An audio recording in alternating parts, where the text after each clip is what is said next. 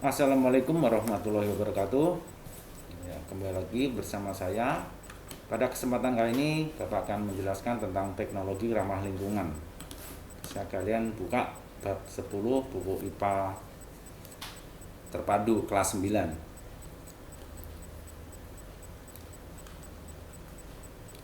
Sebelumnya, marilah kita pelajari peta konsep yang ada di dalam bab ini. Ya. Produk teknologi, ya, diantaranya ada dua, yaitu dikelompokkan menjadi produk teknologi ramah lingkungan dan produk teknologi yang tidak ramah lingkungan. Produk teknologi yang ramah lingkungan itu berasal dari bahan baku, misalnya kayu, ini bahan alami ya, dan serat. Sedangkan yang tidak ramah lingkungan ini tidak bisa diurai ya oleh bakteri maupun jamur, misalnya besi, ya, tembaga, aluminium, minyak bumi, batu bara, gas alam, kaca, plastik, dan karet. Jadi bahan-bahan ini kalau di dalam tanah tidak bisa busuk, ya, tidak bisa diurai oleh mikroorganisme. Sedangkan yang bahan ramah lingkungan yang berasal dari bahan kayu maupun serat, ya, ini bisa diurai oleh mikroorganisme. Ini sekilas tentang peta konsep yang ada di dalam bab produk teknologi. Kita mulai dari teknologi yang ramah lingkungan. Sekarang ini sebagian besar kendaraan bermotor seperti motor dan mobil menggunakan bahan bakar berasal dari minyak bumi yang bisa dikenal dengan BBM, bahan bakar minyak. Ya. Minyak bumi termasuk bahan bakar yang berasal dari fosil dan saat ini bahan bakar tersebut akan segera habis. Ya. Setelah BBM nanti habis, ya, sementara akan ya mulai diganti dengan BBG, bahan bakar gas. Nah, kalau BBN dan BBG ini mulai habis, maka akan diganti dengan mungkin tenaga sumber energi alternatif ya, misalnya tenaga cahaya matahari atau yang lainnya. Apakah kelebihan mobil listrik dibandingkan dengan mobil berbahan bakar bensin atau solar? Ini pertanyaan yang timbul di benak kita masing-masing. Produksi teknologi apa sajakah yang tergolong teknologi ramah lingkungan? Marilah kita masuk ke teknologi ramah lingkungan. Apakah teknologi ramah lingkungan itu? Yaitu teknologi yang memperhatikan prinsip-prinsip pelestarian alam. Ya, apapun bentuknya yang memperhatikan prinsip pelestarian lingkungan, kita sebut teknologi ramah lingkungan. Apa tujuannya? Tujuan teknologi ramah lingkungan ini adalah menghasilkan produk yang memanfaatkan sumber daya alam yang dapat diperbarui dan tidak menghasilkan limbah yang dapat membahayakan lingkungan. Aplikasi teknik atau teknologi ramah lingkungan ini diantaranya adalah di bidang energi. Yang pertama dikenal dengan nama biogas. Ya. Apa itu biogas atau biogas ya? Biogas ini umumnya dihasilkan oleh bahan-bahan organik seperti sampah, tinja hewan atau tinja manusia melalui proses anaerob. Anaerob itu tanpa oksigen, di mana gas yang dihasilkan terdiri atas metana dan karbon ya. Oke. Perhatikan bagan pada gambar 10.1 ini.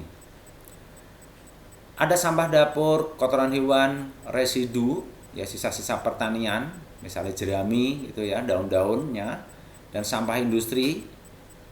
Ini sama-sama organik ya, bukan plastik ya. Ingat, bukan plastik atau ini disebut adalah bahan organik. Misalnya kalian di dapur itu ada sisa sayur ya. Terus kotoran hewan itu jelas. Nah, tadi ya residu pertanian itu misalnya jerami ya. Itu sebagai bahan dasar dimasukkan ke digester ya. Jadi ini diolah dulu sehingga lebih halus gitu ya, disebut biosluri ya. Nah, di situ nanti terjadi fermentasi dan dihasilkan biogas.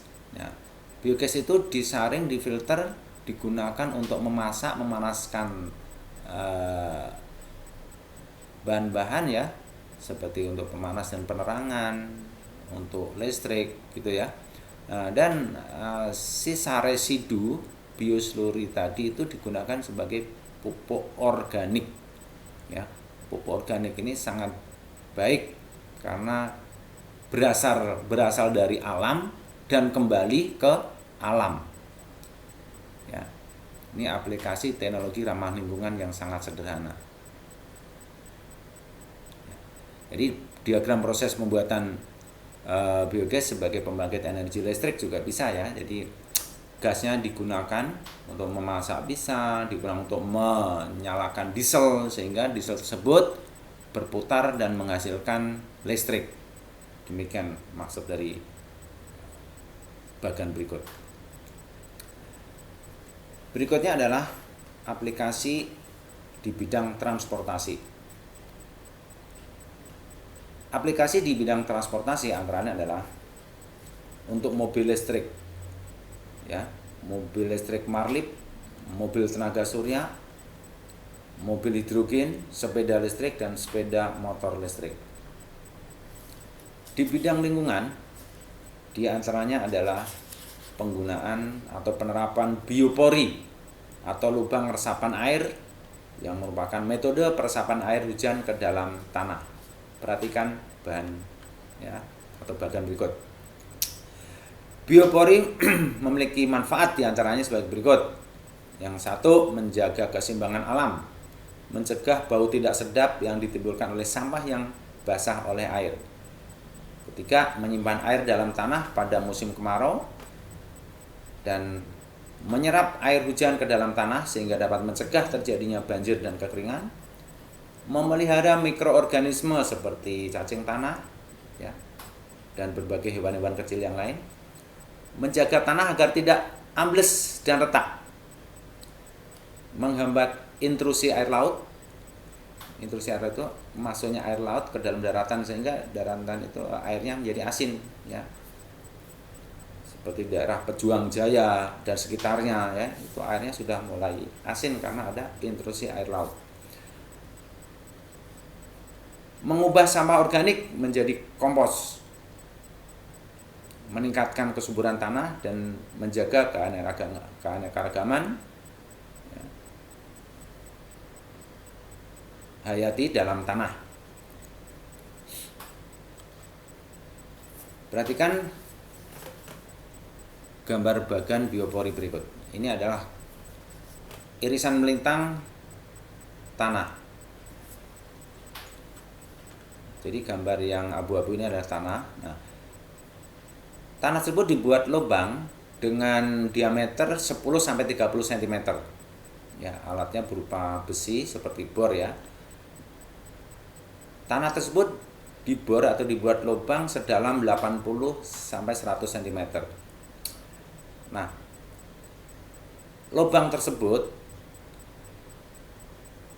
kalian bisa isi sampah-sampah organik, misalnya sisa-sisa daun, sisa-sisa sayur ya, dalam rumah tangga, misalnya orang tuamu atau kalian membeli bayam ya, seikat bayam ya, itu diambil pucuknya sementara akarnya ya, akarnya itu bisa kalian masukkan kemari daripada dibuang di tempat sampah ya, memenuhi tempat sampah baunya tidak sedap.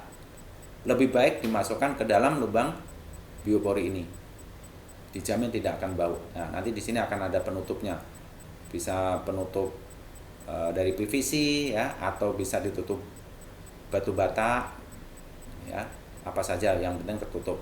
Dan lubang ini aman. Nah, untuk 10 cm biasanya aman, tidak ada kucing atau hewan yang bisa masuk. Nah,